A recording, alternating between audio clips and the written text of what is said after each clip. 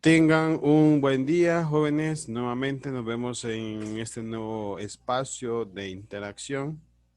En este caso vamos a desarrollar el contenido concepto de estado y sus componentes. Cuando hablamos sus componentes son territorio, población y gobierno. El indicador del logro es el 5.1. Por lo tanto, debemos de entender que iniciamos el desarrollo de la unidad 5 de estudios sociales.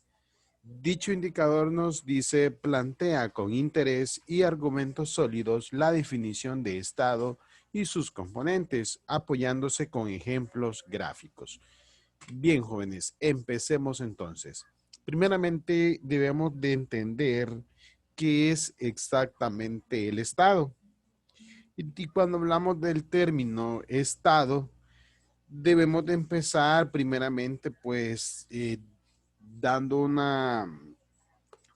un pequeño preámbulo exactamente del origen de lo que es el Estado. Entonces, vamos a empezar hablando que Estado es la unidad política y administrativa superior que rige un territorio, la autoridad a la que están sometidos todos sus habitantes. Entonces, eso vamos a entender exactamente por lo que es Estado.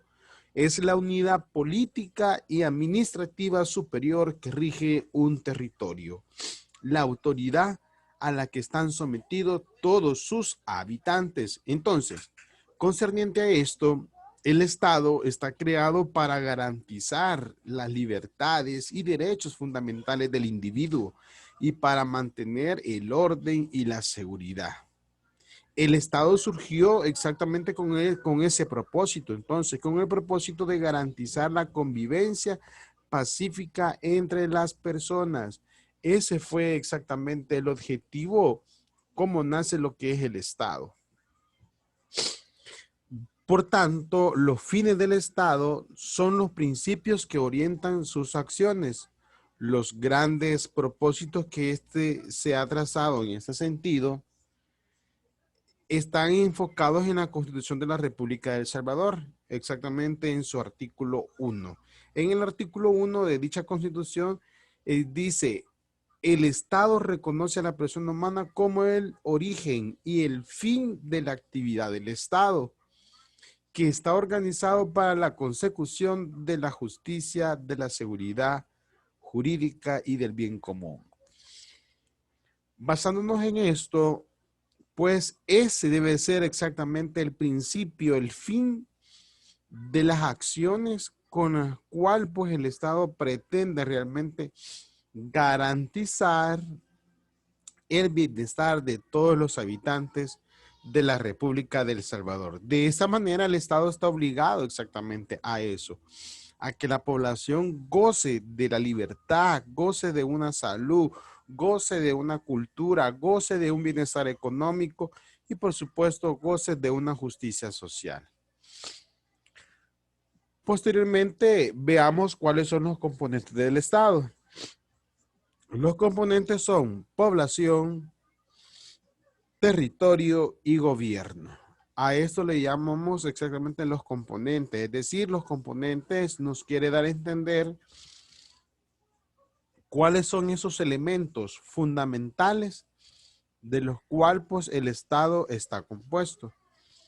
Cuando hablamos de población, entendemos que es un conjunto de personas que habitan la tierra o cualquier división geográfica de ella. En sí es el conjunto de los individuos que pertenecen a un estado. Eso es lo que es la población. La Constitución de la República de El Salvador establece una serie de derechos importantes para cada individuo. El Estado tiene que velar y proteger por cada uno de ellos que se garanticen. Por ejemplo, estos derechos que están contemplados en la Constitución de la República de El Salvador están exactamente desde el artículo 2 hasta el artículo 28. Por otra parte, otro componente importante del Estado es el territorio. El territorio es un componente material del Estado y comprende, según el artículo 84 de la Constitución, en el territorio continental, territorio insular, aguas territoriales, espacio aéreo y subsuelo. ¿Qué significa esto? Que el territorio de El Salvador exactamente está marcado de una forma demográfica, pero lo compone el territorio cuando hablamos en el término territorio continental, es todo lo que es la parte demográfica, hasta donde realmente llega lo que es la frontera entre El Salvador con Guatemala, con Honduras y parte con Nicaragua. Entonces, cuando habla de las aguas territoriales, es toda la parte del océano que hasta una eh, dimensión, ¿verdad? Geográfica, como les vuelvo a repetir, pues está marcado exactamente hasta cuántas millas, ¿verdad? Le pertenece a El Salvador. Y de esa forma, el territorio en cuanto a lo que es el espacio aéreo y subsuelo. Entonces, el Estado dentro de su territorio está capacitado para vigilar a los habitantes que se encuentren dentro del mismo territorio. Eso significa que hay algo que se llama soberanía. ¿Y en qué consiste la soberanía? En que El Salvador no le compete estar pendiente de los habitantes ni de Guatemala, ni de Honduras, ni de Nicaragua. Solamente le compete el territorio, ¿verdad? Según el artículo 84 de dicha constitución. Por lo tanto, decirles pues que otro componente del Estado es el gobierno. ¿Por qué el gobierno? Porque es la forma en que en que se organiza la población para la administración y el funcionamiento general del Estado. La forma de gobierno se establece en el artículo 85 de nuestra Constitución de la República. Eso es el papel del gobierno exactamente, garantizar, pero sobre todo garantizar la administración y funcionamiento general del Estado. Por lo tanto, la organización política y jurídica de la República de El Salvador está basada en la Constitución de la República exactamente desde 1983, que es la que nos rige en la actualidad, el cual pues establece que el Estado es un Estado soberano, es un Estado soberano y la soberanía obviamente reside en el pueblo, que la ejerce en la forma prescrita y dentro de los límites que la misma Constitución manda. Eso nos dice y nos conlleva, ¿verdad?, a plantearnos exactamente hasta cuándo exactamente o hasta dónde llega la soberanía. Y la soberanía realmente, pues, es el respeto que los demás países también le merecen a El Salvador. ¿Qué significa esto? Que ningún país puede venir, ¿verdad?, a imponerle a El Salvador qué hacer dentro de su territorio, ¿verdad? Cada estado es libre e independiente, al menos nuestra Constitución así lo estipula. El Estado salvadoreño. El Estado salvadoreño, en el artículo 85 de la Constitución, dicta que el gobierno salvadoreño es republicano, democrático y representativo. Vamos a explicar en qué consiste cada uno de estos tres términos. Cuando hablamos que es republicano, esto quiere decir que es el pueblo quien elige a su jefe de Estado. Por eso aquí en esta imagen yo les muestro quién es el jefe de Estado actualmente. El jefe de Estado, obviamente, ¿verdad? Estamos hablando que es nuestro presidente, el que nos está actualmente, pues, dirigiendo, ¿verdad?, nuestro país, que ha sido elegido para un lapso determinado de 5 años. Se trata exactamente de una forma de gobierno genuina popular. ¿Por qué? directa o indirectamente permite la participación del cuerpo electoral en la Constitución, legitimidad y permanencia de sus órganos. Además, el ejercicio del poder está limitado por la misma Constitución y las leyes, estableciendo asimismo responsabilidades de los funcionarios y empleados públicos. Por lo tanto, El Salvador posee un tipo de gobierno republicano presidencialista. Este es el tipo de gobierno que tenemos nosotros. Acá a la par tenemos al presidente actual del órgano legislativo y a la par de él, que es el señor Mario Ponce, tenemos también al presidente del órgano judicial. Por lo tanto, en esta imagen les muestro exactamente los tres poderes del Estado: el poder ejecutivo, legislativo y judicial. Y por tal razón, pues, la misma Constitución dicta exactamente hasta dónde le compete al presidente, ¿verdad? Que es al jefe de Estado, pues, lo que es la administración de dicho poder. Luego pasamos a lo que es el gobierno democrático. Su actuación exactamente está legitimada por la voluntad del pueblo, según el artículo 86 de nuestra Constitución. ¿Esto qué quiere decir? Que el poder público emana del pueblo, siendo este la base de la justificación del ejercicio del poder.